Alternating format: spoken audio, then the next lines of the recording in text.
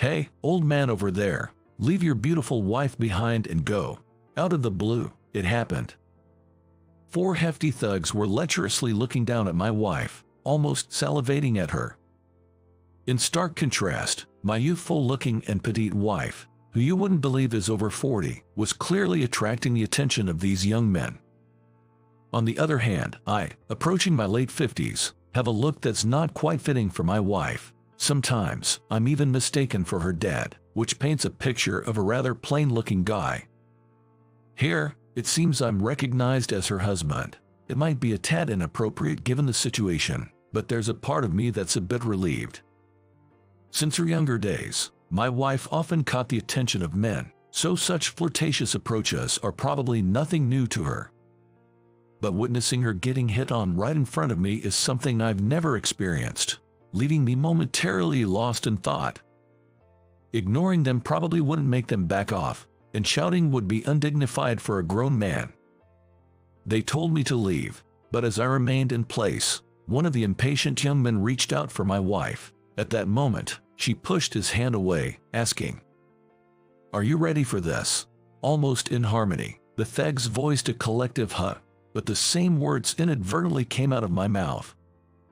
Looking back, this incident became the catalyst for me regaining control over my life. My name is Bob. I'm turning 57 this year.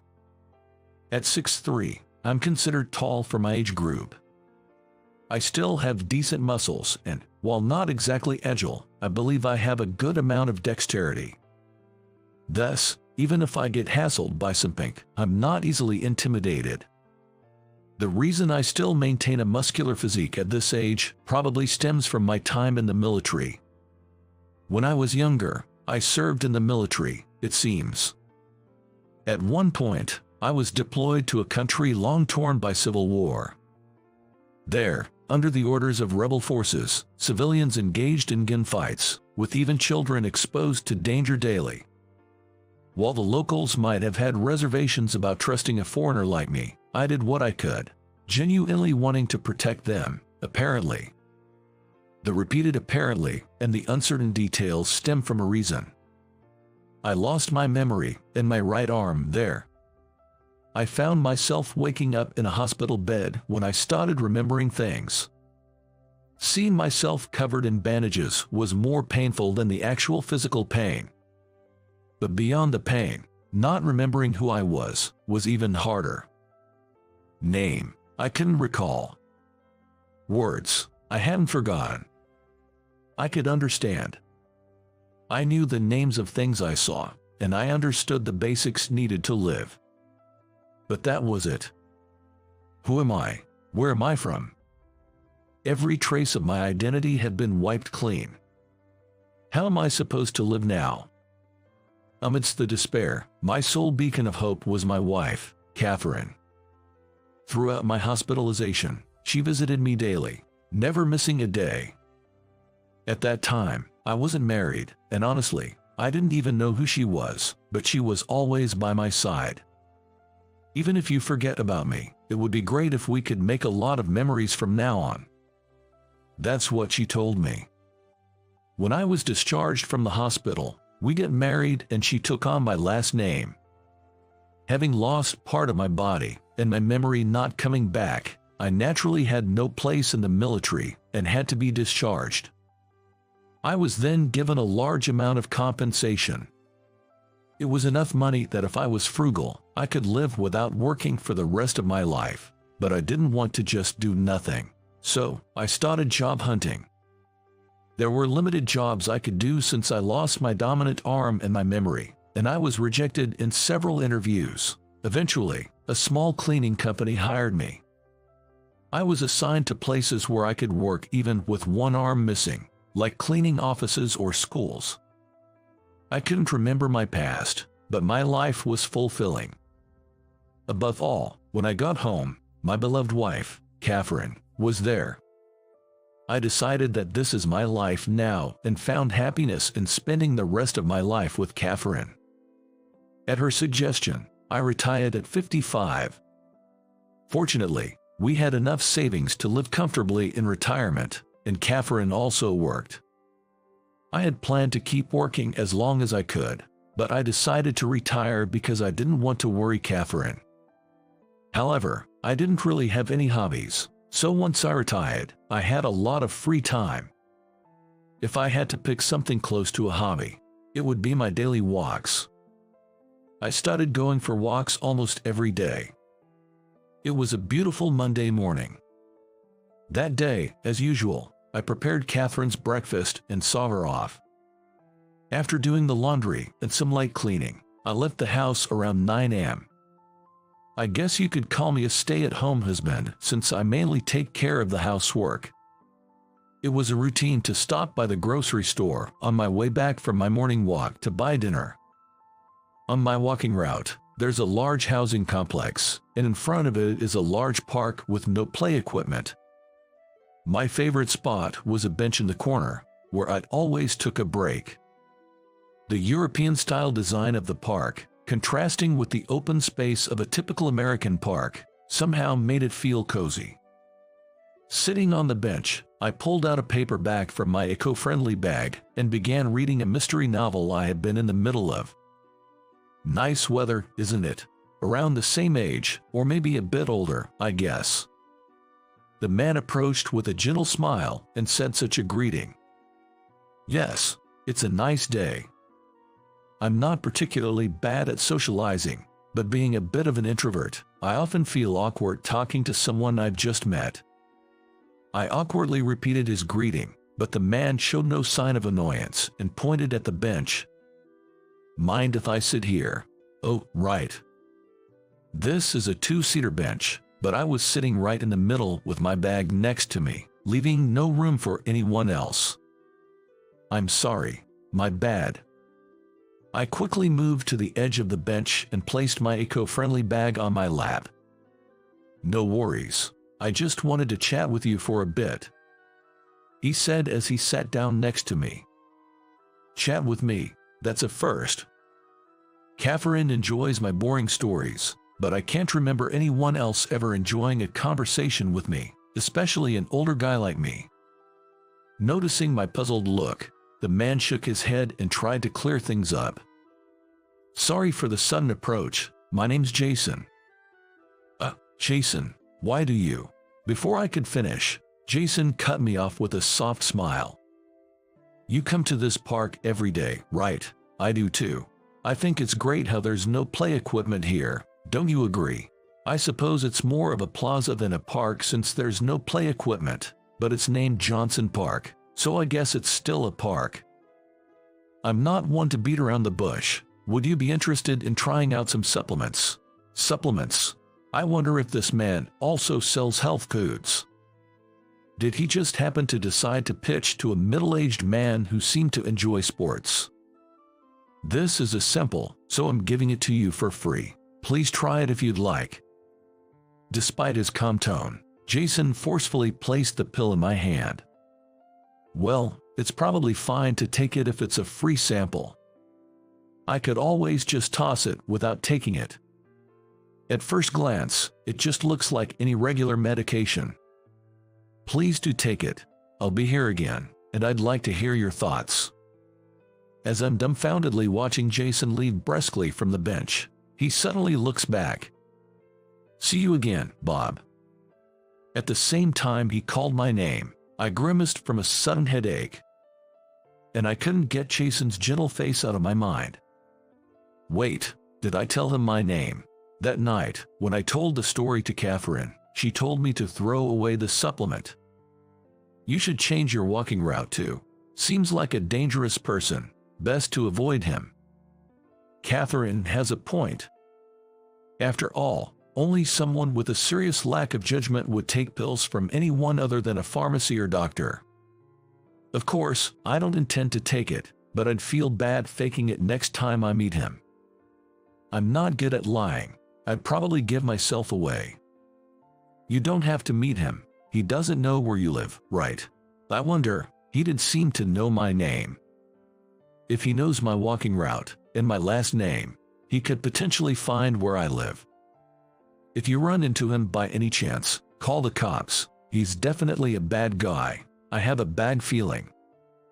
Though Catherine isn't a fortune teller and doesn't have any psychic vibes, her hunches often turn out to be right. I know that even though it is only a hunch, in her case, it should never be taken lightly. I took her advice and changed my walking route the next day. I even chose streets I had never walked on before, passing buildings I'd never seen. The novelty of these unfamiliar sights made me realize I had grown bored of my usual walks. Even though I've been living in this town for over 10 years, there's so much I don't know. Watching the stream of cars from an overpass, I felt a sudden push from behind. I desperately grabbed onto the railing with my left arm as I almost fell over. When I looked around, there was no sign of the person who tried to push me.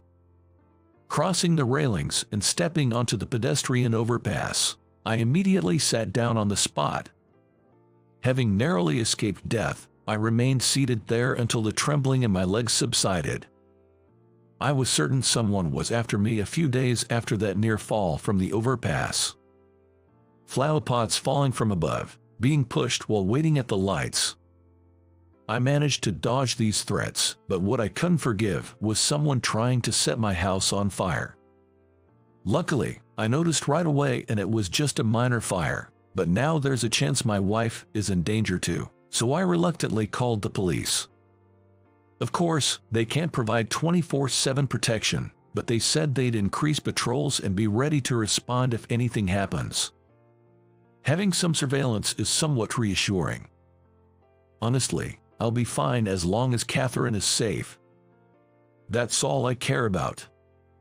And then, for about a week, things were peaceful. Maybe they got scared off seeing the police around our place. That's fine by me. As long as they stay away, it doesn't matter if they are caught or not.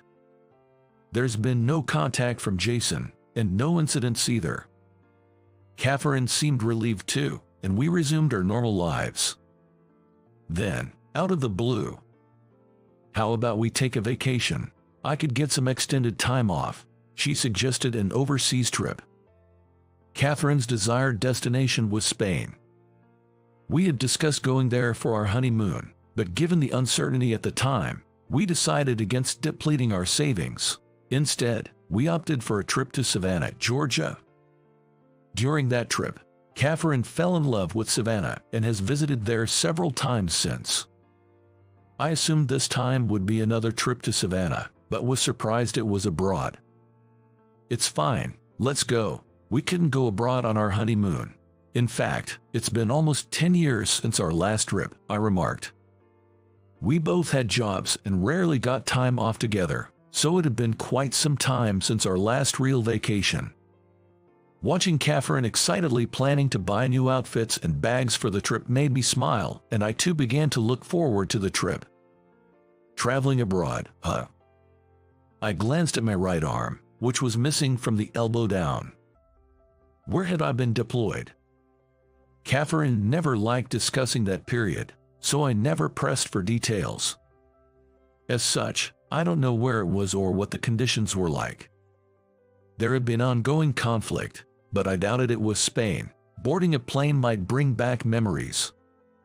Feeling a phantom pain in my missing arm, I brushed aside my negative thoughts. I began searching online for tourist spots in Spain and listing places I wanted to visit. The following month, we proceeded with our travel plans as scheduled. Arriving at the airport 2 hours before our flight, we decided to relax in the lobby. A week-long stay. Though it wasn't my first time abroad, I'd lost my memories of it. It felt like the first time. I hoped I wouldn't feel homesick. Apparently, the flight to Spain would be quite long. Not being great at sitting still for long periods, the thought made me dizzy. "I'll get us something to drink," I told Catherine, and as we walked, she expressed a desire to explore the airport. Even in her 40s, she hadn't lost her childlike enthusiasm. Chuckling, I walked beside her as she cheerfully linked arms with me. "Hey, old man, why don't you leave that beautiful lady and go home?" a voice suddenly interrupted. A group of men stood directly in front of us. Startled, I stepped back. pulling Catherine with me. She stumbled and fell backward. I quickly knelt beside her, supporting her back, and looked up at the men, asking, "What do you want? Didn't you hear? Guess old folks have trouble hearing." One jeered, laughing loudly. What was so funny? "We'll take care of her now. You can go, old man." With a shooing gesture, as if driving away an animal, one of the men reaches out to Catherine. However, Catherine forcefully pushes his hand away. Staring the men down with an uncharacteristically sharp tone, she says, "Are you ready for what's coming? Huh?" Not just the men, but even I was taken aback. Could Catherine have martial arts training I didn't know about? We'd been together a long time, but I'd never heard of such a thing. But then again, maybe she had learned some when she was younger. Could it really be that a showdown is about to unfold right here? No way, she wouldn't ruin the upcoming vacation. She was so looking forward to it after all. Besides, I can't even imagine her getting into a physical fight. Does that mean it's up to me to step in? Stunned, I stare at Catherine's face, and she stares right back. Her expression seemed a mix of emotions, hard to describe. Our eyes locked for a few seconds, but suddenly, Catherine looks away, biting her lower lip. I can't completely understand the feelings of Catherine, and for some reason, the men don't seem to take any action either. The situation is in a stalemate, with everyone in the vicinity feeling awkward. "Sorry, I apologize, but why are you apologizing?" Confused, I tried to ask Catherine for clarification, but the men seemed to have run out of patience. "Hey, don't ignore us like that." A man roughly grabbed my jacket collar and forced me to stand. His strength, coming from what appeared to be a nearly 6'5" tall frame, was just as imposing as he looked. One solid hit from those massive arms could knock anyone out. "Come at me, man." Surprisingly, he let go of my collar and wanted a fair fight. What is he thinking? I can't even understand Catherine's intentions. I'm paralyzed with confusion, and honestly, I don't feel like engaging. I can't imagine coming out of a fight with such a huge guy unscathed. Being close to 60, I know better than anyone how vulnerable my body is to impacts. Seeing my distress, the man did not hesitate and raised his fist. Anticipating the damage to my left cheek, I cringe, but suddenly, everything around me moves in slow motion. His right hand is slowly coming at me. Seeing his attack, my body reacts on its own accord. My left hand lands a counterpunch, almost like it's being drawn in, right into his left chest. The next moment, he was lying in front of me, eyes rolled back. My heart is pounding. I tried to calm myself, but strangely, my mind was incredibly calm. It felt as if I wasn't myself, as if someone else had taken control of my body, making everything seem so distant. A woman's scream echoed from somewhere. She must have seen me knock the man down. Only then was I able to move again. I called out to the man, foaming at the mouth, completely still. But there was no response, no breathing. I tried to feel for a pulse on his wrist and chest, but nothing. I turned white. "Hey, come on, breathe." My attempts at CPR, done as best as I remembered, were to no avail. The man didn't budge. With the other men just standing there in shock, not knowing what to do, I continued desperately trying to revive him. Please breathe. Excuse me, Jason, the guy who had given me some supplements at the park the other day, pushed me aside as tears welled up in my eyes. He pulled out a machine from his bag. Maybe it's an AED or something. He placed it on the man's chest, hit a button, and the man's body jolted. A few seconds later, the man, drooling, came back to life. He spat out saliva, and as if realizing what had happened to him, the man shivered. The men exchanged glances with Jason and left with a nod. Seems like they knew Jason. Still confused and shaken up, Jason smiled at me. Let's have a talk, somewhere we can sit down and relax. I canceled the trip. Neither Catherine nor I felt in the mood for a vacation anymore. I later explained the whole situation to the security officers who had arrived. Objectively speaking, I was the aggressor, so it'd be their duty to hand me over to the police, but the man I had hurt didn't press any charges. With Jason testifying on my behalf, confirming it was self-defense, I was let go without any legal complications. While we could have barely made our flight, neither Catherine nor I felt like we could enjoy the trip, so we decided to cancel. Taking Jason, who wanted to chat somewhere peaceful, we headed home. I had planned to meet him at a local cafe, but surprisingly, it was Catherine who suggested we talk at home. It was supposed to be the first time Catherine and Jason met. Given that Catherine seemed to detest Jason for getting me some sketchy pills, I wondered why she'd invite such a man into our home. After all, he had stood up for me during that airport kerfuffle, so maybe this was her way of returning the favor. Once we got to the house, we got straight to the point without any small talk. So, where should we start? Sipping the coffee Catherine had made, Jason shrugged with palms facing up. To be honest, I haven't a clue what's happening to me right now. If it's no trouble, could you first tell me who you are? Jason nodded slowly with his eyes closed. Of course. My profession is a doctor. I've retired from active practice. And as for our connection, Bob, you were once my patient. Patient? Oh, when I was still in the military. I had a severe injury and was out of it for a long time, so I don't remember who my doctor was. Looking down at where my right arm used to be, I begin to say, about that time, in gratitude, but Jason stops me. No need to thank me, I don't deserve it. What do you mean? Taking a deep breath, Jason slowly exhaled while looking up at the ceiling. What has Catherine told you about your past? How so? My past. My past. My past that I can't even remember. I told Jason everything I remembered. That I used to be a soldier, how I lost my right arm in the line of duty, and how I had no memories of that time. Throughout my explanation, Jason listened intently, a mix of sympathy and pity in his eyes. When I finished, he simply said, I see.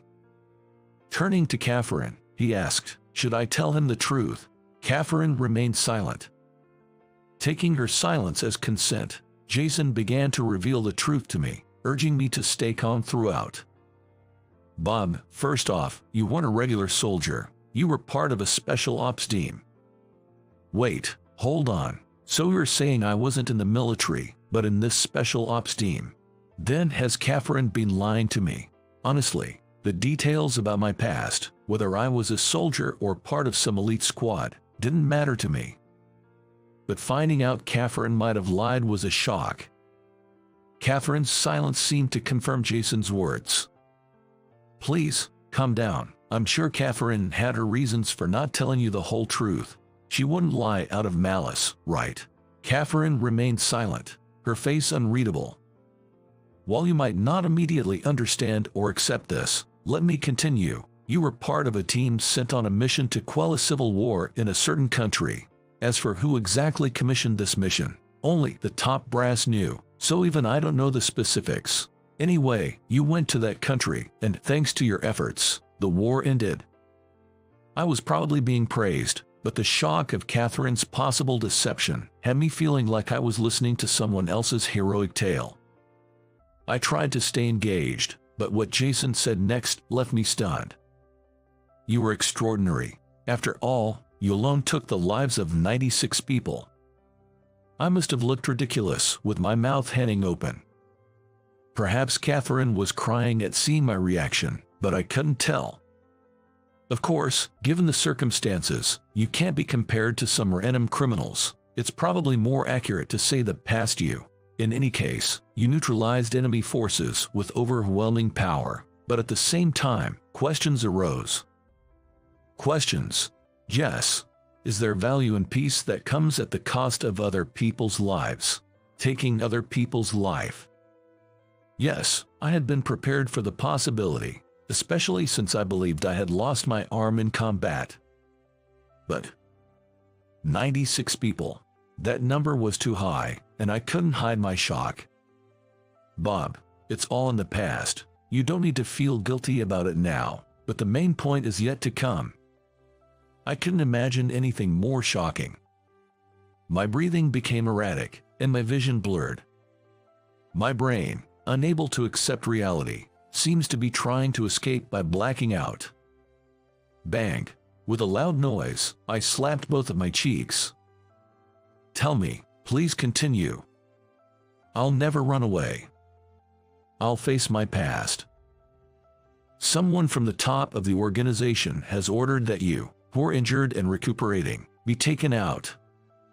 Why target my life? A soldier must not have individuality. That should be the same for any unit. If each starts questioning their actions, the chain of command won't function, and the entire unit could fall apart. I'll skip the details due to the length. Firstly, the reason you got injured was that in battle, you showed such an overwhelming presence that the remaining enemies couldn't tolerate. From a momentary lapse in judgment, you were ambushed by multiple enemy soldiers and lost your right arm. I felt a pulse in my upper arm.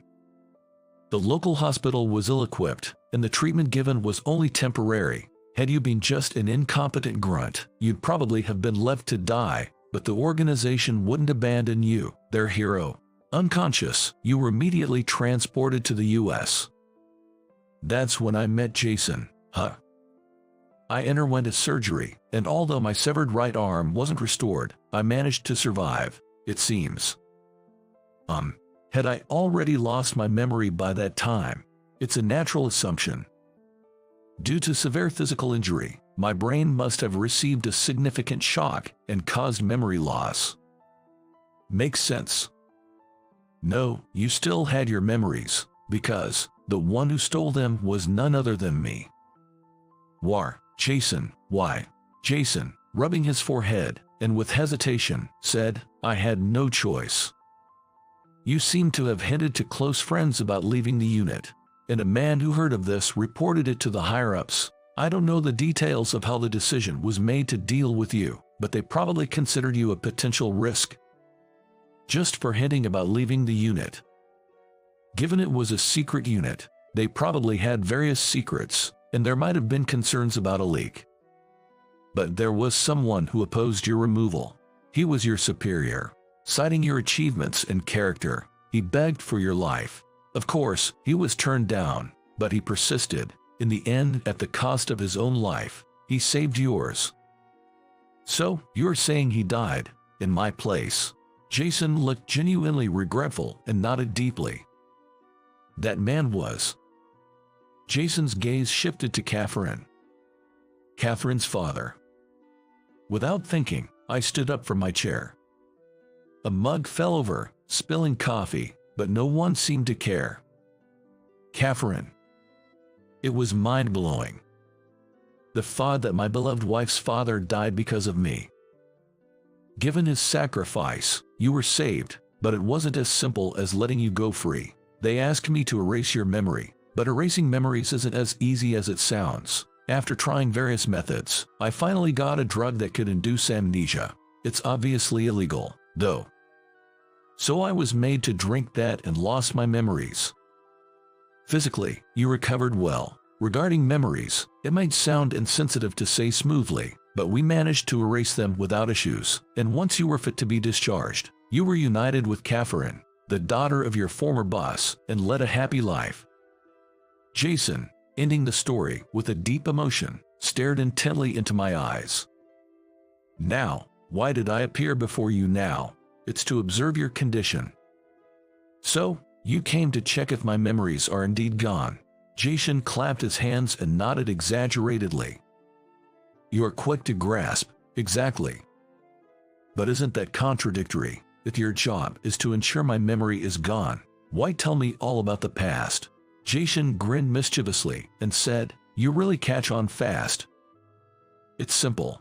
The organization you belong to wants your memories permanently gone, So, all you need to do here is drink the amnesia drug again. But if I suddenly told you to drink this, you'd find it suspicious, wouldn't you? Like when you discarded the supplements I gave you earlier. That's why I decided to be transparent and have you drink it willingly.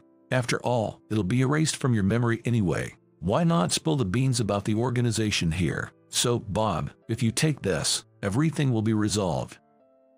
With a wink, Jason presented a single pill in his palm. This is the memory-erasing drug. Yes, it's a safer version than the one you took before. Go on, take it. Jason forcefully placed the pill in my hand. He sighed, saying, "Phew," and drained his cup of coffee. After all the talking, his throat must be parched. This lifts a weight off my shoulders. If I take this, I'll forget about Catherine. What's more, I might even forget who I am. Plagued by this fear, I stared blankly at the pill in my palm. You want to spend a peaceful retirement with your wife, don't you? A smart man like you understands what I'm getting at, right? Do I have no other choice? After all, it's rather audacious for someone like me, who's taken so many lives, to now wish for my own happiness. Moreover, if taking this pill ensures no harm comes to Catherine, then losing my memories seems a small price to pay. But I'm sorry, I can't take it. Come on, Bob. After coming this far, don't get cold feet. Living your life constantly under surveillance. I don't want to lose Catherine, not even my memories. Catherine has always stood by me selflessly. Even if she lied, it's not a big deal. I believe she did it for my sake. Besides, I'm certain she isn't the kind to use people for her own benefit. Above all, she's not the kind of woman who would condone being saved at the expense of someone else's sacrifice. That's why I trust her. I'll even forgive her lies. I don't know what this organization plans for us, but I'll protect her with all I've got. Even at my age, with a body that hardly moves. Moreover, I'm missing an arm. There's little I can do.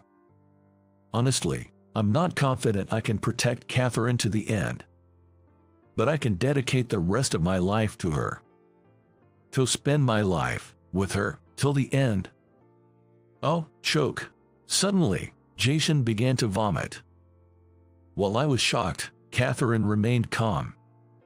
Is this? Finally, I've fulfilled my promise. As Jason glared at Catherine, she returned his gaze coldly.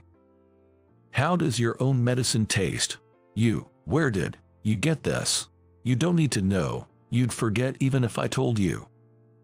Cursing, Jason writhed in pain for about 10 minutes before passing out. After a while, Catherine, who had been looking down at Jason, turned to me, shedding a tear. It's over, finally. I'll tell you everything. He just wanted to test his drug. An hour later, Jason woke up. Not remembering who he was, I took him to a local police station, saying, I found this elderly man wandering around, and left the rest to the police. Considering the drug's effects, I doubt he'll have a peaceful retirement. When I got home, Catherine, who had cleaned up Jason's mess, was waiting. Most of what Jason said was true, but some things were different. She had apparently learned about my situation from her father. The organization initially wanted to use me in a support role after I got injured and was no longer fit to be a soldier. However, Jason opposed that. He was eager to test his drug on me, suggesting to erase my memory and then expel me from the organization. Jason, it seems, had relatives in the higher-ups of the organization, and due to their influence, his opinion was accepted. So, I became a guinea pig to prove the effects of his drug. Just before taking the drug, I cleverly crushed it in my hand and ingested only half a pill. Realizing this, Catherine approached me, drooling and feeble, and took the half pill from my clenched hand. As my consciousness became cloudy, I stared at Catherine. She told me that she swore vengeance upon Jason through her determined eyes. It turns out Catherine's father had also died because of Jason's malicious advice. Catherine's father, who had opposed making me take the unknown drug till the end, was literally axed under the pretense of taking responsibility for his subordinates. Between her father and me, Catherine held a deep-seated resentment towards Jason. But then we got married and lived peacefully. While Catherine considered forgetting everything and living quietly together, deep down she wished I wouldn't lose my fighting spirit or thirst for vengeance. She wanted us to confront and take down our enemy together. But her internal struggle of not wanting to taint my hands any further has tormented her for a long time. Then, the opportunity came. Having been on the lookout, Catherine managed to invite Jason to our home and accomplished her goal. I'm sorry for lying. You must be disappointed, but I just couldn't forgive him, especially Jason. I'd understand if you'd want a divorce, Catherine said with a forced smile. Listening to her shaky voice, anyone could tell she was putting on a brave face, not just me. I told Jason too. I don't blame you for lying, Catherine, and I would have wanted to avenge your father, who defended me to the end, although I sadly don't remember it. I can't recall the emotions of that time, or her father. Still, I must have found it absolutely unforgivable. She's not a part of the organization, so she doesn't know the details, and apparently, her father only told her about how I was treated. I may have lost my right arm and my past memories, but now I have my left arm and you. That's more than enough for me. With my only arm, I hugged Catherine tightly. Feeling her slender, fragile body sobbing in my embrace made her seem so vulnerable. Jason's situation became a minor news story. Although his real name wasn't disclosed, Jason was seen wandering around in an obvious state of confusion, and it garnered some public interest. For some reason, the media tracked down my address as the person who found him, but I declined all interviews and maintained my silence. It's only natural for me, the person involved, not to comment, but it makes me wonder why, after taking the same half pill, I only lost my memory while Jason lost his entire sense of self. But it's pointless to ponder it now. Catherine and I have continued a healthy marital relationship. We even went on our long-anticipated trip to Spain, enjoying our first ever overseas journey as a couple. Catherine mentioned excitedly that she wanted to visit every country in Europe. Even if we visited one country a year, we'd have to live past 100, but living a long life just to see her smile seems worth it. Hey, what's the big idea barging in like that? Just because you're a foreigner doesn't mean you can do whatever you want. The scene is at a pub where I work part-time. A large foreigner is yelling loudly. The buzzed customers around him are getting agitated. Caught in the middle is a nearly teary-eyed college girl, Lily. At this rate, it seems like someone might start a fight. For a moment, I hesitated to intervene. If I did, they might find out the secret I've been hiding since I started working here. Everyone might be heartbroken when they find out about my hidden past. But seeing the distressed Lily made all my fears seem insignificant. I wanted to help her. With that determination, I stepped out of the kitchen and stood in front of the irate foreigner. And then, my name is Max. Ever since I was young, I've struggled with social interactions. It didn't matter the gender or age, I simply found it hard to converse with others. I remember feeling this way since kindergarten. Back then, what interested me the most were books. I started with picture books and gradually became interested in novels. Of course, many of the words were too advanced for me at the time, and I probably didn't grasp more than half of the content. Nevertheless, I thoroughly enjoyed trying to understand the settings and the emotions of the characters. That process was my greatest joy. However, understandably, my peers weren't interested in that at all. When I tried to talk about it, they'd say, "I have no clue what Max is talking about." Conversely, I couldn't relate to the cartoons or comics they discussed. Ever since then, I've lived a life avoiding much interaction with others. But you can't go through life all alone. My laid-back mom, noticing that I, now in college, still spent most of my time alone, told me, "You should really get out more and make at least one friend. If that's too much, at least get a job and see more of the world." Of course, I understood what my mom said, but I really didn't want to interact with people. I was even looking for a job where I could work independently. You can't go through life all alone, you know. Actually, if you took up a part-time job or something, you might find some folks you really click with. Even my dad sided with my mom. Reluctantly, I realized they were both teaming up to tell me this. Given the circumstances, right after graduation, I started looking for a part-time job. Around that time, the only senior at college who would talk to me referred me to a pub. When I explained the situation, he said, "If that's the case, want to try working here?" So, I ended up working at the pub he recommended. That pub isn't part of a chain or anything. It's run by my senior, who's the manager. According to senior, it's an old establishment handed down from his grandfather, and the menu shows its age. It's worn and torn in places. I really like the unique taste it has. The manager, either seriously saying this or just not wanting to change things, would set things up with a laugh that made you unsure of his true intention. The seating arrangement included a few counters and tables, and the establishment only had 2 small booth areas. Moreover, the manager was seldom at the restaurant. As he had other tasks to attend to, he usually left the place to his assistant manager, named John. That guy really works me to the bone.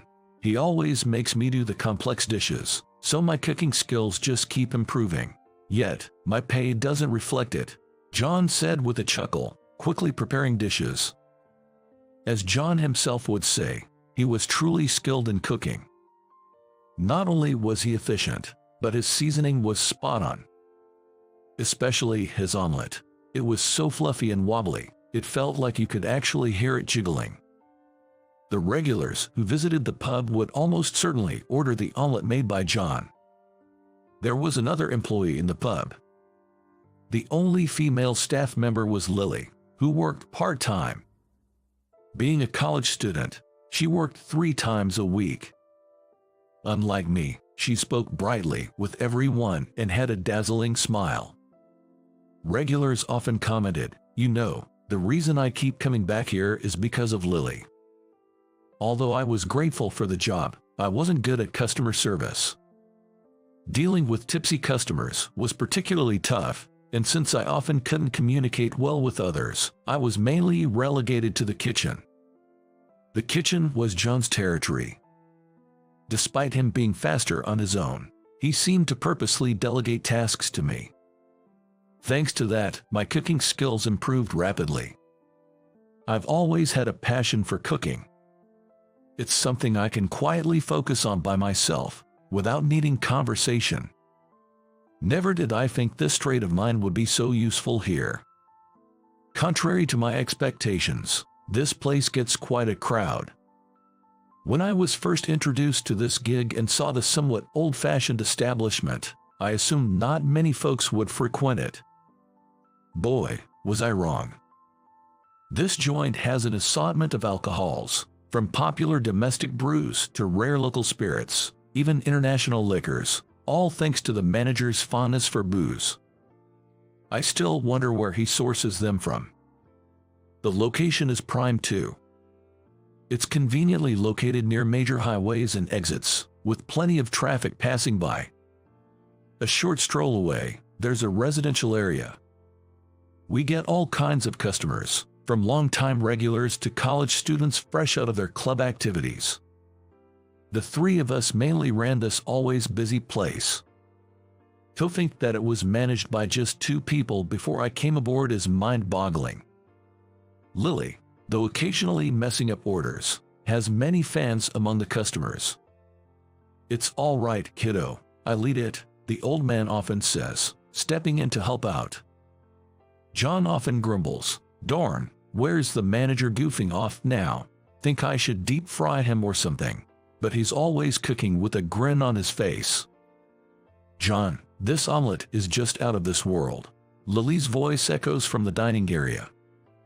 To which he'd reply, "All right, I'll whip up another one for free, on the house." Sure, it was a busy gig, but I look forward to every shift. Half a year flew by since I started. Every day was hectic, but it felt hundreds of times more fulfilling than before.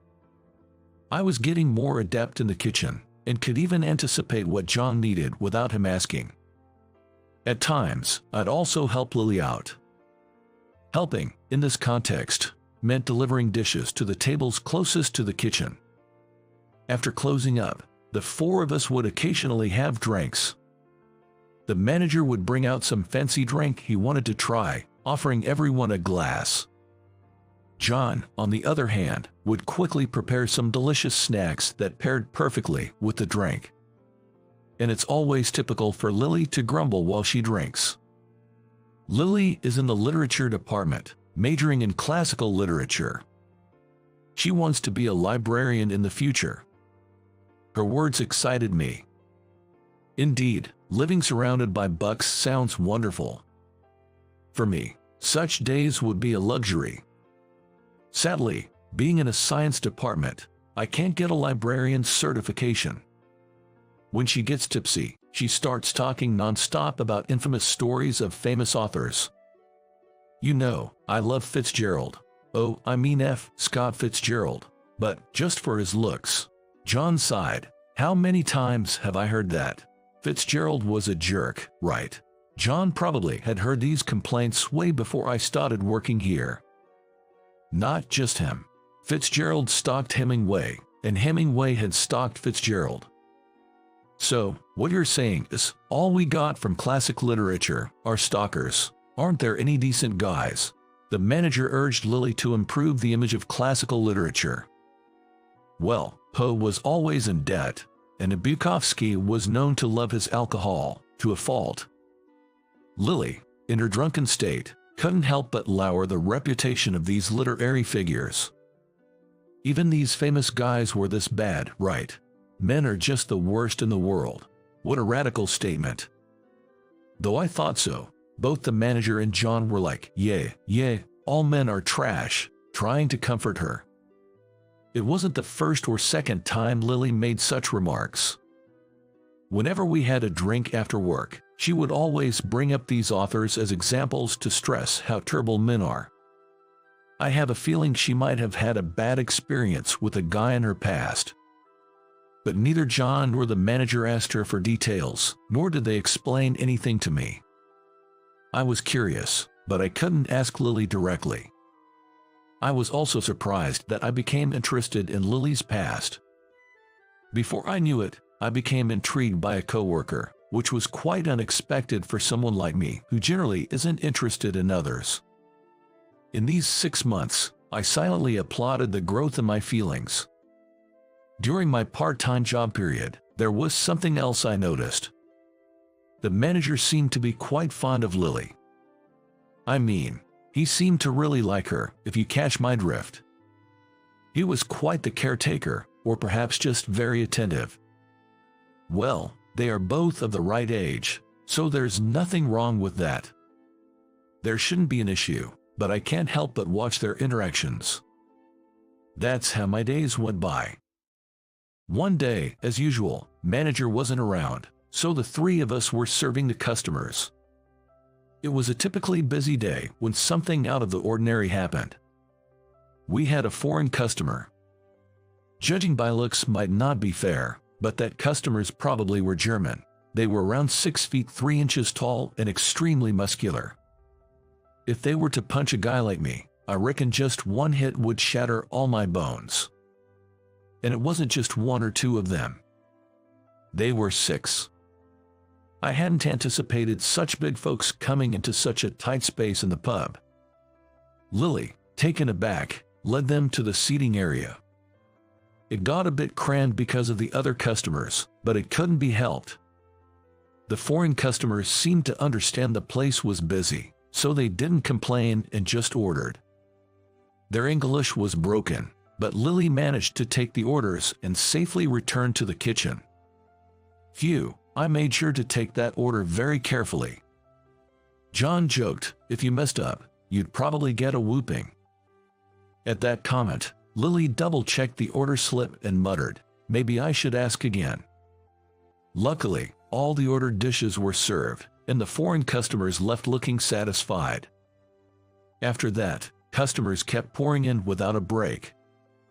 Cooking non-stop, I took a moment to look at the clock and realized it was almost closing time. I was pretty worn out. Peeking into the dining area, there were still some customers, but most seemed ready to leave or had finished their meals.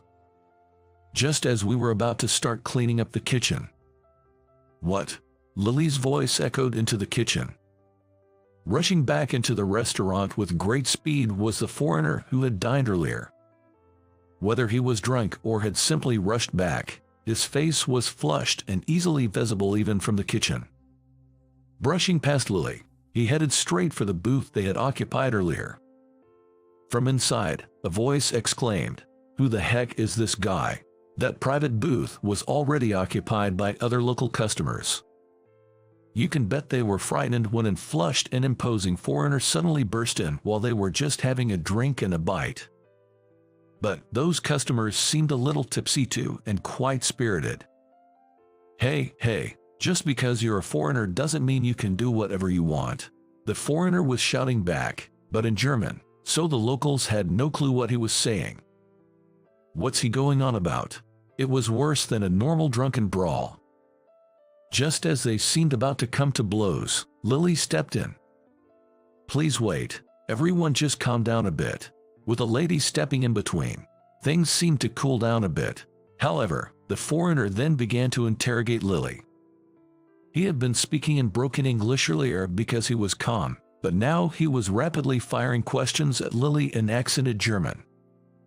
Of course, Lily didn't understand what the customer was saying and looked bewildered, mumbling, well, John, who had been watching the situation from the kitchen, remarked, "This isn't good. I'll call the manager right away," and headed to the locker room. I thought I'd wait for the manager to come. Honestly, I could somewhat understand what that foreigner was saying. Though I couldn't catch every word due to the distance, if I got closer and he spoke more calmly, I'd probably understand almost everything. But if I did that, it might ruin the life I've built up to now. I've just gotten used to this job at the pub, and I've been blessed with great coworkers. I couldn't just throw that all away. Just as I was thinking this, I caught Lily's eye. Her eyes were filled with tears, but she mouthed the words, "It's okay" to me. Seeing her like that, I acted before I even thought about it. I moved toward the space between the foreigner and Lily. I stepped in and spoke to the foreigner in German. For a moment, he seemed taken aback.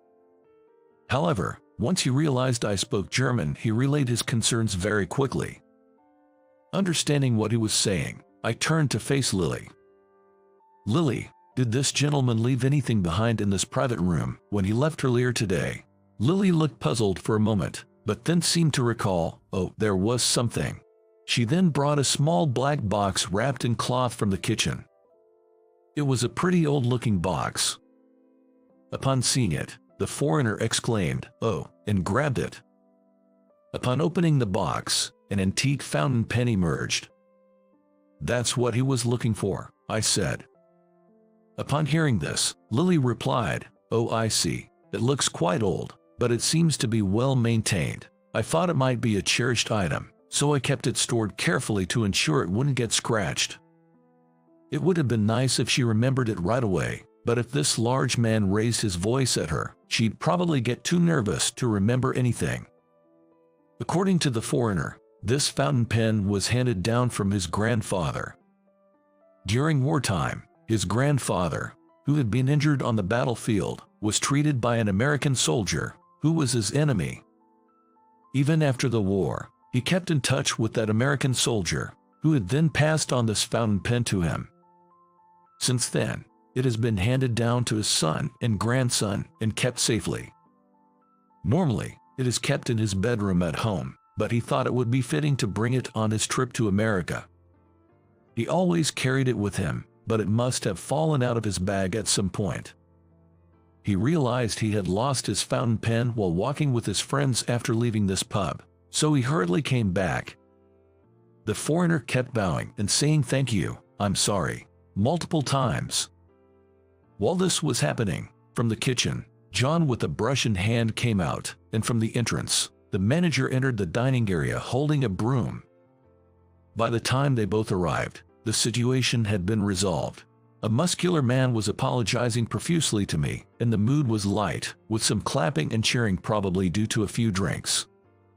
Later that night, instead of our meal, the four of us had some snacks.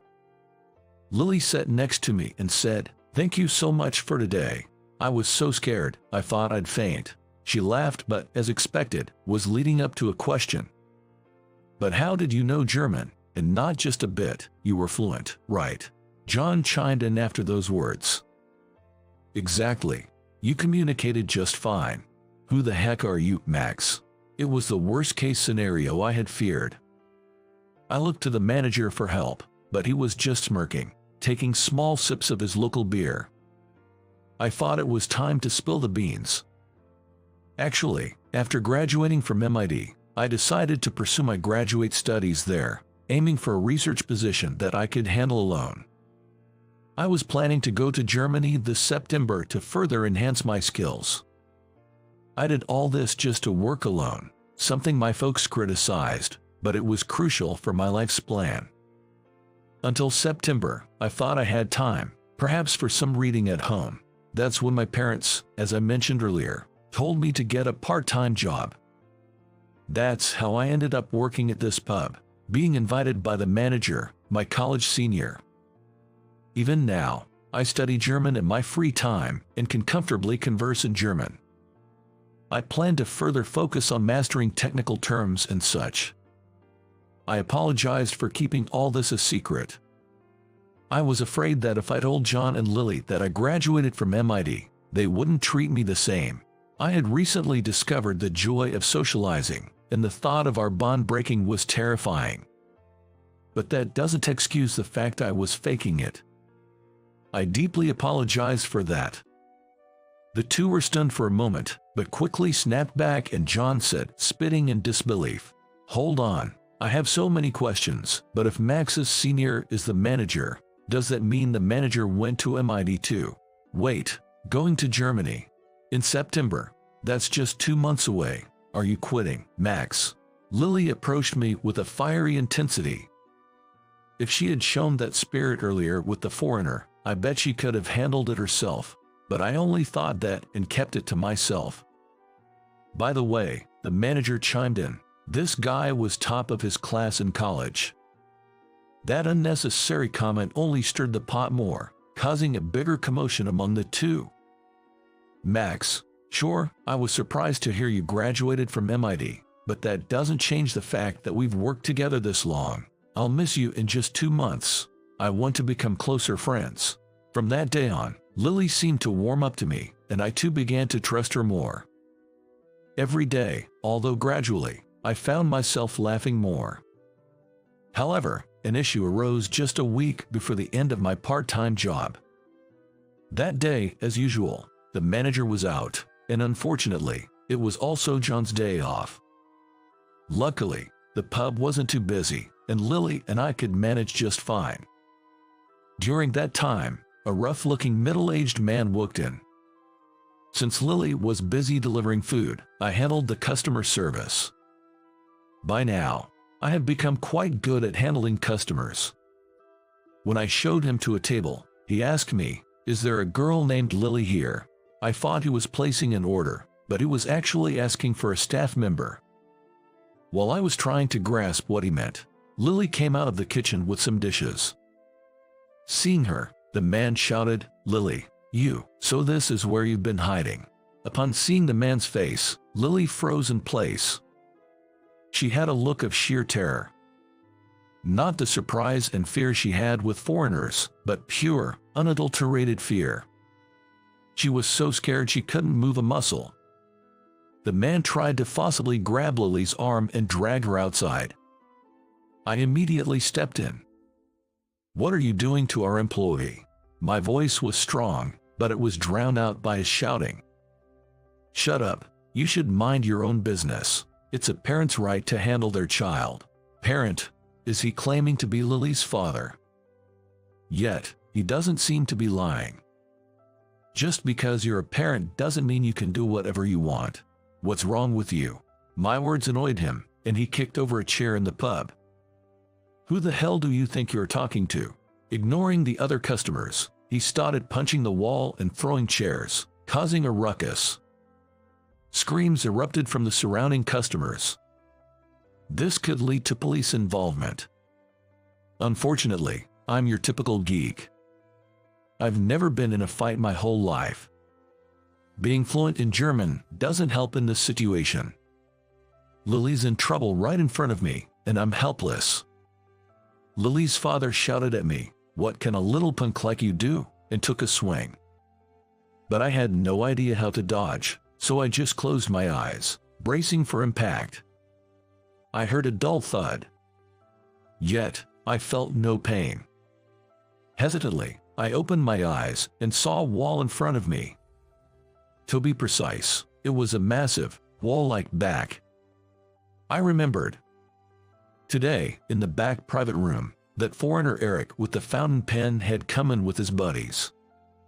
Eric said in broken English, "Oh nice, is it my turn now?" flexing his fist. Lily's father was taken aback for a moment by the sudden appearance of the imposing man. But he quickly regained his confidence and shouted, "What's with the foreigner stepping in?" Eric then began speaking in German, his voice calm but with palpable anger. Lily's dad didn't understand a word the big foreigner in front of him was saying. To make matters worse, he soon realized he was surrounded by Eric's crew. He looked like a dwarf surrounded by giants. Eric asked me to translate. Just to clarify, I'll translate exactly what Eric is saying. I began. "I serve as a police officer in Germany. It's a dangerous job, often confronting violent criminals. I can't arrest you here in the US, but turning you over to the local authorities would probably be easier than facing some of the criminals back home. If it comes to that and you resist, be prepared to get hurt. You might need a few months to fully recover, or so," he says. Soon after, the other foreigners started sharing their professions. "I'm a boxer. I'm in the military." Each profession seemed tough. It appeared the confidence of the once bold father was shattered as he hastily and clumsily retreated. As he left, the surrounding customers showered Eric and his muscle crew with applause. Lily respectfully bowed and expressed her gratitude. She asked me to translate her feelings, but when I assured her that her gratitude was evident to Eric and the others without any translation, she let out a sigh of relief. Eric and his friends apparently traveled from Germany to the US to attend the wedding of an American friend. That friend, it seems, is also an American football player. Eric wanted to express his gratitude to Lily for carefully storing his cherished fountain pen, so he visited the pub once more before heading back to Germany. Of course, he added that he also enjoyed the food here. In particular, he loved the variety of liquor they had. He was grateful that they took care of his grandfather's cherished item, and felt relieved that he could now reciprocate the kindness. He said it now felt easier to head back to Germany. Tears streaming down her face, Lily bowed deeply as she and I bid Eric and his group goodbye. After closing up, I quickly phoned the manager to fill him in on the day's events. He listened silently throughout the conversation, but when I finished, he slowly began to speak. What the manager revealed left me quite surprised. Turns out, the manager was Lily's maternal uncle. He was 16 years younger than his sister, Lily's mother, making Lily his niece. The manager, a successful businessman, was running the pub as a hobby. Lily's parents had had an arranged marriage. Apparently, arranged marriages are still common among the elite and prominent families. Even though they were married, her father had a short temper, easily getting physical at the slightest provocation. To top it off, he apparently had an affair. This became the final straw that led to their divorce. However, he vanished without paying any alimony or child support. Growing up, Lily had witnessed her father's behavior, leading her to develop a distrust towards men. Even though she led a comfortable life with her mother after the divorce, Lily still struggled with this mistrust. Her father's side of the family went into debt after their business venture failed. This time, the reason why they tried to take Lily with them is unclear. The manager said that they might have intended to demand money from Lily's maternal grandparents using Lily, or they might have tried to make money using her. I was simply taken aback by Lily's father. I couldn't believe that not only did he physically abuse his own daughter, hitting and kicking her, but he also had the audacity to ask for money. He was worse than any lowlife Lily ever complained about. But just because such a scumbag was driven off by a foreigner once, doesn't mean he wouldn't come back a second or third time. When I expressed this concern, the manager said, "Don't worry, I'll handle it. It's my pub after all. It can't let you steal all the glory, right?" I could tell he was smirking even over the phone. Later, there was a news article about a company's CEO being arrested for tax evasion in a corner of the newspaper. The company had been struggling for a while, and there were reports of unpaid wages to employees and illegal working hours. The article said company CEO, but the man in the newspaper photo looked quite shabby. I wasn't sure if that man was Lily's father, as I honestly didn't remember his face, but since then, he never came looking for Lily. A few days before heading to Germany, I finished my last shift and was ready to go home. "Max, are you really leaving? Without you, this place won't run. It's probably on its last legs, you know."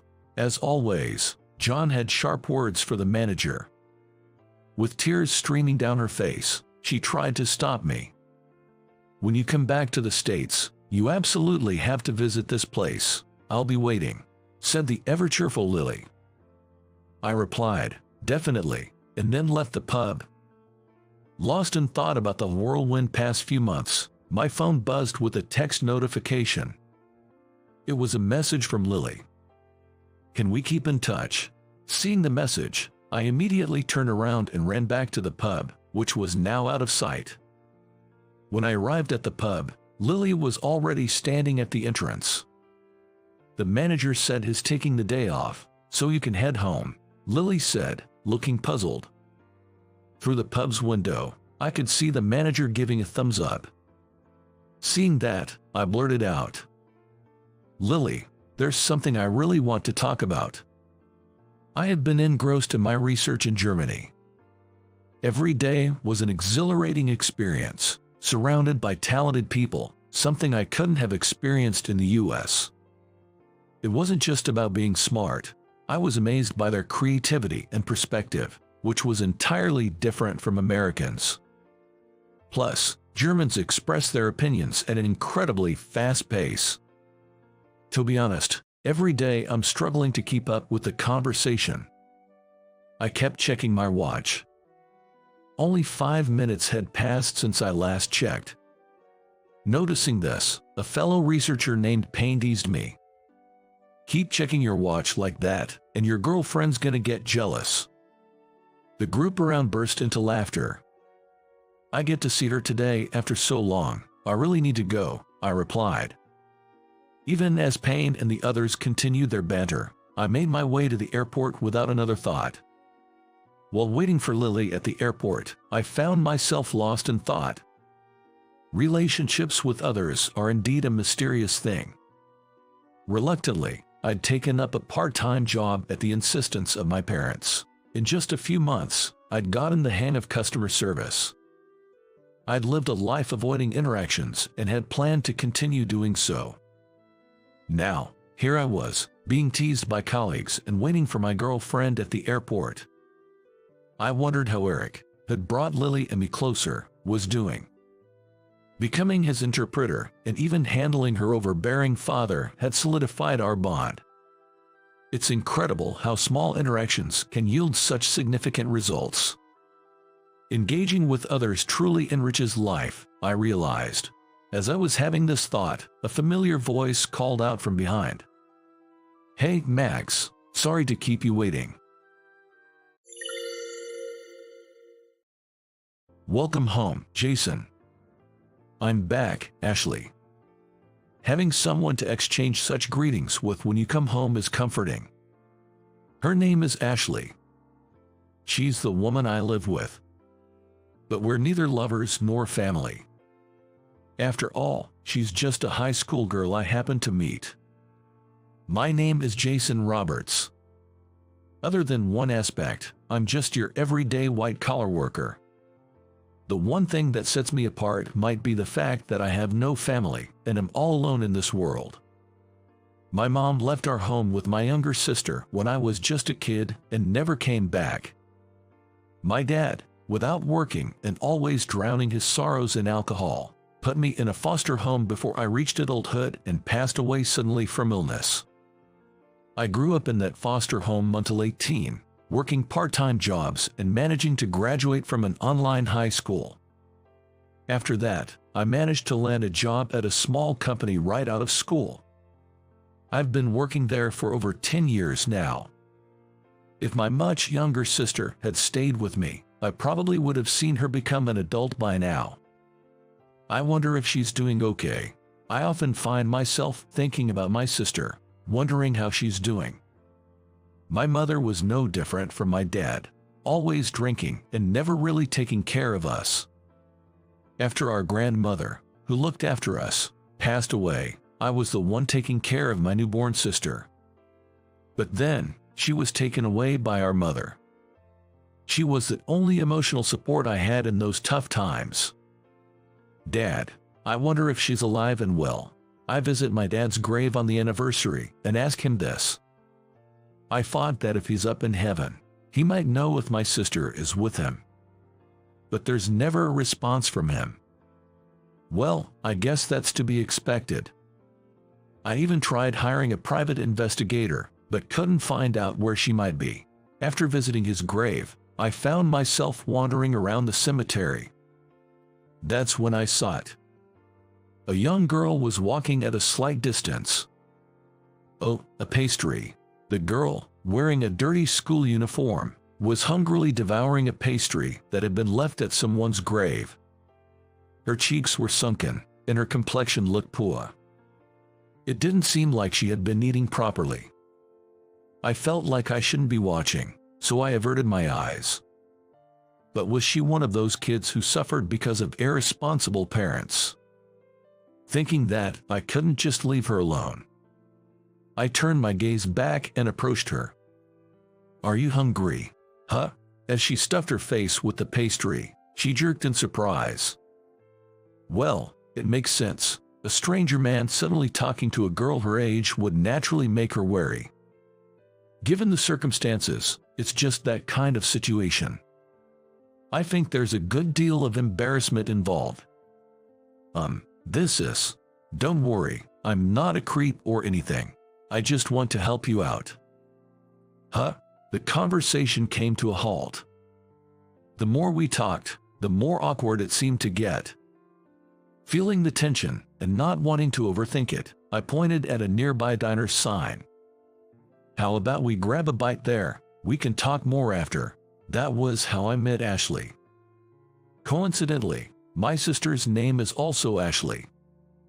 Of course, this Ashley isn't my sister. There's a resemblance, or rather, the first time I saw her, I briefly thought of my sister, but they're different in age. I figured we'd have a meal, I'd get to know her situation, and then I'd either take her home or to some safe place, like the police or a shelter. But then again, before I knew it, we started living together. It's because she felt she had nowhere else to go. "Today, I made your favorite white stew, Jason. How's the taste?" "Yeah, it's delicious." When I come home from work, Ashley cooks dinner for me. Seeing her eat the stew across the table, there's an elegance to her. Though she came from a loving family, Lately, they've been arguing over her career every time they see each other. Fed up, Ashley left her home. Thinking her family would report her to the police if she left without saying anything, she lied, saying she'd stay at a friend's house until things settled down. She believed that doing so would ensure her school would think her parents were handling things well. She thought she had taken all precautions. She is a genuine young lady, has never had a single part-time job, and has no idea of the harshness of the world. At first she bought food with the little pocket money she had and her savings and slept in a youth hostel, but she soon ran out of money and had to subsist on food from a soup kitchen in a park. While sketchy men tried to approach her numerous times, she firmly declined every time. She might not have much experience with the real world, but she instinctively understood that there were worse things than living on the streets. "You still don't want to go home? I don't want to return to that house anymore." Every day I'd ask her the same question, and her answer was always the same. In hindsight, it's strange. If Ashley was wary of the shady guys, why did she trust me? I'm also a man. Normally, you'd think she'd see me as dangerous and keep her distance. "Why did you come with me?" I had been asking Ashley, a question that had been bothering me. She paused her meal, seeming to search for the right words. "I just felt you were safe, I guess." She said that, lost in thought, and didn't elaborate further. It felt like Ashley was hiding something. That was the vibe I was getting, but I couldn't push her for answers. We sat in silence for a while until she suddenly murmured, "But I can't keep relying on you. It's not fair to you. I need to figure out what to do next." I asked her this. "But, are you okay? Can you talk to your parents properly? If someone is by my side, I might be able to sort out what I want to say." She had been looking down, but then raised her head, pleadingly looking at me. It was clear from just that look what she wanted to convey. "Got it, then let's go meet your parents together." Hearing my words, Ashley's face took on a peculiar expression that looked both relieved and somewhat lonely. "To settle this means the end of our current way of life. Ending our life together is sad, but we can't continue like this forever. Even if everything's okay for now, if her parents eventually contact the police and they find out about our situation, claiming that I, a man unrelated to her, am merely taking care of a high school girl, won't fly with the cops. Moreover, I doubt this environment, where she's not going to school and staying at home, is good for Ashley. It's best for her to settle this soon." A few days later. What should I do? They're gonna be mad, right? In front of the house's entrance, Ashley looked at me with pleading eyes. "Well, you haven't been home for days. Just go with the flow. Go on, ring the doorbell." After my prompt, Ashley hesitated a bit before pressing the bell. "Hello." Then, a woman who looked a lot like Ashley opened the door. Mom, I'm home." "Ashley." Ashley awkwardly greeted the woman, who embraced her tightly. "You finally came home. I'm sorry. I understand. Your father and I have stopped fighting. We decided that we should talk things out and stop arguing over trivial matters." "That's good. So you're not fighting anymore?" "No, after you left, we finally realized how much we've hurt you with our selfishness. I'm sorry, Ashley." Relief appeared on her face. Then the woman turned to me. "And you are?" I'm Jason. I've been looking after Ashley." "Looking after? Weren't you being cared for at a friend's place? You've been living with this man." Upon hearing her mother's words, Ashley awkwardly looked down. I could see why. It'd be shocking for a parent to learn that their daughter has been living with a stranger for days. I wouldn't blame them if they called the police. However, after closely examining my face, Ashley's mother said something astonishing. You're Jason, right? Jason Roberts." "Huh? How do you know my name?" "I thought so. When I got a good look at your face, I realized, I know about you. You're related to our late daughter, I've seen a childhood photo of you with her at the facility. You resembled the boy in the picture." My eyes widened in shock at her words. What does she mean by daughter? And she passed away. The first thing that came to my mind was my sister, Ashley. What happened to Ashley? Then I was led to the living room and reunited with Ashley. In the photo, Ashley looked just as young as I remember her. We adopted the girl who was placed in the foster care, but she passed away from an illness shortly after. We named our next child after her. That's the Ashley you see now. I looked over at Ashley beside me, and she quickly looked away, avoiding my gaze. "I'm sorry," she muttered in apology. "What do you mean?" "I realized that you were the real brother of my deceased sister." Ashley said she recognized a young me from a photo when we first met and wasn't scared to be with me because of it. And when she actually came to our place and learned about my sister, Ashley, she wanted to talk about her real identity. But she was afraid of how I would react if she told the truth, and in the end, she couldn't say anything. It's such a coincidence to meet my sister's brother. Looking at the photo, my sister was smiling happily. She looked much healthier than when we lived together. She must have been loved and taken care of by Ashley's parents. But I never found her, and our reunion happened in the worst way possible. I sat down in front of the photo and prayed silently. "Ashley, I'd finally found you. I'm so sorry I couldn't find you earlier. And Dad, why didn't you tell me about Ashley?" Holding back tears, I muttered my greetings to Ashley in heaven and my complaints to my father. After a while, Ashley's mom gently approached me. "There's something I'd like to show you." "What is it?" "Please, follow me." She led me upstairs. It was a small child's room. We've kept this room exactly as it was when she was alive. This is where Ashley stayed. There were many stuffed animals and cute pink-themed furniture. Seeing that room, I felt how much my sister was loved by Ashley's parents. She must have been happier with them than with me. For many years, my husband and I couldn't have children. When we heard about this child's situation at the orphanage, we just felt a deep desire to make her life happy.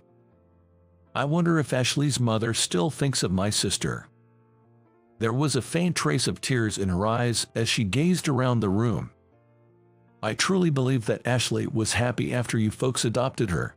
I said those words sincerely. You could tell by looking at pictures in the room of her sister, Ashley, but even more so by observing the genuine goodness of the Ashley sitting beside. At my words, her mother nodded and stepped into the room. "There's something I'd like to give you." Saying this, she brought over a lovely pink biscuit tin from a shelf. "She wrote letters to you every day." Handing it over, I gently opened the tin. Inside were numerous letters with crayon scribbles. "To Jason, I got new parents, but you are my only big brother. I wish you could live here with me. Jason, are you okay? Ashley is fine. I miss seeing you. Jason, are you far away? I want to see you." As I read these heartfelt letters, my eyes welled up with tears. Ashley always looked forward to meeting me, didn't she? Yes. Some mysterious force brought you and the late Ashley together. Ashley's mother gave a gentle smile.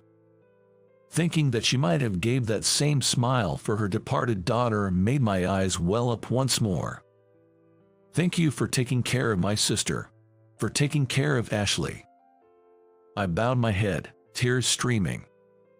"Thanks to you, my daughter came back safely. My husband will be home by evening. Would you mind meeting him?" "Yes, I'd love to greet him," I said, squinting through tear-soaked eyes and smiling. Seeing that, Ashley's mother also smiled back. After that, I met Ashley's father, and the four of us shared stories about my sister and the time Ashley stayed at our home. The time we spent together was so warm, it felt like I was with my real family. Please come visit us anytime. Do you really want someone like me? If it's Jason, you're always welcome. Her dad also said this. and since then I've met up with Ashley's family regularly. Today, Ashley brought me to visit my sister's grave. I remember the first time I met Ashley. It was at my dad's grave. I never imagined that meeting Ashley would lead me to reunite with my sister. Fate works in mysterious ways. We offered flowers and my sister's favorite cookies on the grave. You know, I've never told anyone this, but even though I never met your sister, whenever I come here, I get this indescribable feeling. I felt a strange familiarity the first time I met you too. Hearing this, a thought crossed my mind. Could it be that Ashley is the reincarnation of my sister? If that's the case, it might explain the feelings Ashley has. Well, such things probably don't happen. Ashley quietly prayed at my sister's grave, then slowly opened her eyes and turned to me. I think of you as my real brother, Jason. Can I call you Big Brother from now on? She asked with a hint of nervousness in her expression. Wanting to ease her tension, I nodded firmly. I think of you as my sister too, Ashley. Let's stick together.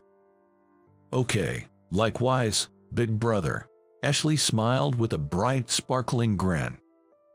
That smile reminded me of the cheerful grin my late sister had, and I found myself smiling along. After graduating from college, I got a job at an electronics manufacturer, and now I'm a salesman handling big box stores and retailers that sell household appliances. Ouch, the pain's flaring up again. For the past few days, my bottom left molar had been swelling up. That day, after my second appointment, a sharp pain surged through that molar. It was an unusual pain for such a mere cavity. When I looked around, I noticed a signboard of a dental clinic. It was one of the chains, with 5 branches across Oregon. I needed to get this severe molar pain treated immediately, or I wouldn't be able to speak. Upon entering the dental clinic, a young, friendly female dentist named Jessica attended to me. She carefully examined my mouth and said, "Your wisdom tooth has developed a cavity." I visited her for about a month during my work breaks. That's how I met my wife, Jessica. Despite her limited experience, her cheerful nature and friendly smile made her a favorite dentist among children and their parents. 3 months after meeting Jessica, I proposed to her. Our relationship went smoothly, and we got married 2 years later. After a while into our marriage, Jessica's skills as a dentist improved, and she even began training new dentists and dental assistants. On the other hand, my sales performance was average, nothing exceptional. I haven't achieved any significant results, and I'm still an average salaried employee. Every day, I would sigh, comparing my vibrant and passionate wife to myself, an unremarkable salesman. One evening, while sipping coffee after dinner, a thought crossed my mind, which I verbalized. In the grand scheme of things at the company, I'm just another replaceable employee. There are many like me. Grasping my shoulder, Jessica responded with a serious look. "Bob, the company might think they can replace any employee, but for the clients, not just any salesperson will do. I understand this because of the drug reps that visit our clinic. It's the trust that makes them comfortable. For those clients, you are irreplaceable, Bob." Her words struck me like a hammer blow. It dawned on me what real value meant. That single statement from Jessica dramatically changed my perspective towards my job. As the saying goes, change the mindset, and the actions follow. My client relationships and contract numbers doubled in no time, and I clinched the top spot in sales performance. Later, I was promoted to a managerial position. It was my first raise in 8 years since joining the company. By that time, Jessica was managing one of the 7 branches of the dental clinic chain. Though we didn't have children, we respected each other's lifestyles, believing it was the ideal form for a couple. Then one day, during a lingering summer heat in September, Jessica's phone rang. It was from a hospital near her parents' home in Texas. Jessica's parents had been involved in a multi-car crash, and they were taken to the emergency room. By the time Jessica and I arrived, her father had sadly passed away. While her mother survived, she was left with a lasting injury in her leg. After her father's funeral and the memorial service, Jessica brought up something she wanted to discuss. "Bob, I'm considering taking over the family dental clinic back home." "What?" I exclaimed, taken aback. "And I want you to move with me." I had seen it coming. Her family's home was in Texas, a distance that required a flight from our current place in Oregon. Commuting was out of the question. "You want me to quit my job to be with you?" I asked, and Jessica replied with a slightly awkward look. "I'm sorry. I know you've just become a manager and things are going well at work, but since my dad passed away, I'm the only one who can take over the family's dental clinic, and being an only child, I have to look after my mom. Unlike a short-term out-of-town assignment, I'm left with only two choices: quit my job and move with Jessica, or maintain a long-distance relationship." "I get where you were coming from, Jessica, but I can't decide right now." "Okay. If I were to leave my current job, I haven't even started looking for a new job. I'm not sure if I'd even find one." Hearing that, Jessica said, "If you can't find a job you like, you can just help around the house. If you could take care of my mom during the day, it'd be a big relief. Since the clinic is private, if I work hard, I can support you and my mom." I was at a loss for words. She might be right. Even without my salary, she probably earns enough. But what about my past 8 years of hard work? "I'm sorry. I really need some time to think about it," I told Jessica, and stepped outside. Becoming a stay-at-home husband. We've always shared household chores. Cooking, cleaning, laundry, I can handle them all. I'd probably manage caring for my mother-in-law too. But what would my mother-in-law think? Would she be uncomfortable with her son-in-law taking care of her day-to-day needs? That's a concern, and so is my job. I'm concerned about that, and about quitting my job where I've just been promoted. I pondered and came to a realization. I just can't do it. Depending solely on my wife's income isn't feasible for me. The next day, I spoke honestly to Jessica. She looked sad but said, "I get it. You can't just leave a job you've been dedicated to, but my decision is made. I want to continue the family dental clinic. I want to be with my mom." "I understand." And the decision was made. We'd live apart for a while. Initially, I'd use my days off to fly and visit her in her hometown. But soon, our busy lives took over, and our regular visits became infrequent. Calls and emails dwindled over time. Before we knew it, a year had passed since we started living separately, and we began to question the purpose of our marriage. And then, our bond, which was once just on paper, ended. 20 years have passed since then. At 55, I was promoted to the head of sales. Just thinking about retiring in another 5 years. When my company, hit by a recession, started laying people off. For those with positions, there was a bonus for early retirement. Maybe I could enjoy a break and look for another job during that time. I decided to opt for early retirement. Since then, I've been passing on my responsibilities to my juniors, and soon, all I had left was to use up my paid leaves. One evening, I was dining at a diner and watching the news on TV. The news showed an area affected by a landslide due to a hurricane. This hurricane was particularly bad. Houses were destroyed everywhere. At that moment, a familiar scene flashed across the TV screen. Wait a minute, I recognize that place. Oh? That's the road I took when I visited Jessica's family home a few times. Watching the news for a while, I realized the situation was dire. The whole residential area where Jessica lived with her mother-in-law was buried under a landslide. What on earth? This is bad. I rushed out of the shop and tried calling Jessica, but couldn't get through. The next morning, I headed to her family home. The area where Jessica's family home and the dental clinic stood was unrecognizable, buried beneath the mud and debris. From the local police, I learned that around 10 people had already been rescued and sent to the hospital. However, there were still over 10 victims buried alive.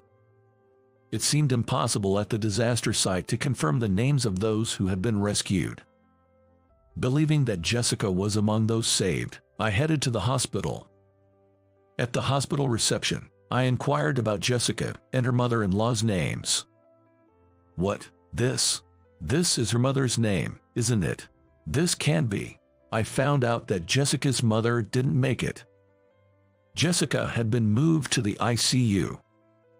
Apparently, she had a head injury. I waited in the hospital's lounge for hours on end. As the night approached, her condition deteriorated. Soon after, Jessica was rushed into surgery. Even during college exams or job interviews, I never really prayed. But now, that's all I could do. God, please, save Jessica. I'm begging you. I'm begging you. The last time Jessica and I spoke was about a month ago. Even after our breakup, we kept in touch a few times a year, updating each other over calls and emails. Since neither of us had any hard feelings, it was easy to communicate. Hello, it's me. Oh, you sound down. What's wrong? Well, we got some fresh graduates at work, and they just casually email us whenever they're late or absent. It's really frustrating. She would listen to my complaints. She would comfort me by saying, "Modern kids can be so thoughtless these days." Looking back, I thought about relocating near Jessica's house and searching for a new job after taking early retirement. After our divorce, I was too busy with work, didn't date anyone, and never really felt attracted to anyone. I heard the situation was the same for her. 4 hours later, the light outside the surgery room went off, and the surgeon came out. Jessica had suffered internal bleeding in her brain from the impact. A clot had formed, blocking one of her brain vessels. She was alive, but there would be permanent damage to her right side. It's impossible for a dentist to continue treating patients with such an impairment. She can't continue her dental practice. Thinking about how Jessica must have felt, it breaks my heart. The next morning, Jessica woke up, her eyes widening in surprise when she saw me. "Bob," she whispered in a frail voice. "Oh, I just saw it on the TV news and rushed over. Is your head hurting? It seems the anesthesia is still working, so it doesn't hurt that much," she replied in a feeble voice. Afterward, the two of us listened to the doctor in charge. That her mother passed away at the disaster site. Jessica will have lasting effects on her right side. Her right hand is paralyzed and won't move as it used to. It was said that she'd likely need a cane to walk due to the residual effects on her right leg. Lying in bed, Jessica silently shed tears. I couldn't find the words to comfort her and just kept gently stroking her back. In about a week, Jessica was able to communicate normally. "Bob, what about your job? Have you been off this whole time?"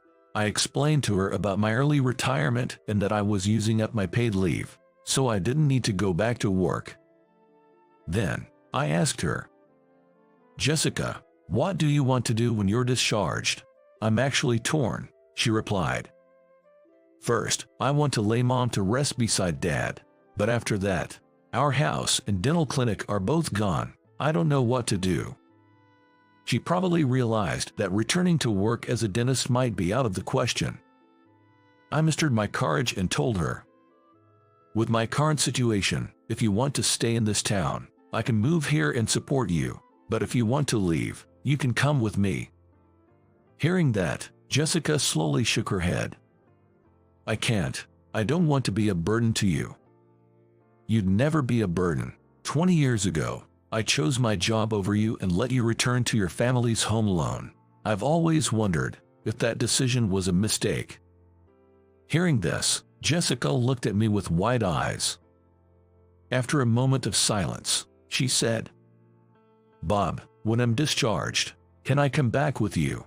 She looked a bit sad, saying that her cherished hometown had now become a place of painful memories. "I understand. Let's go back together." Saying that, I gently patted Jessica's back. 2 months later, we're now working as live-in managers for an apartment complex. Every morning, while cleaning the entrance, we greet the residents.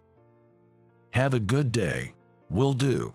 Jessica is currently practicing typing on a computer using her left hand.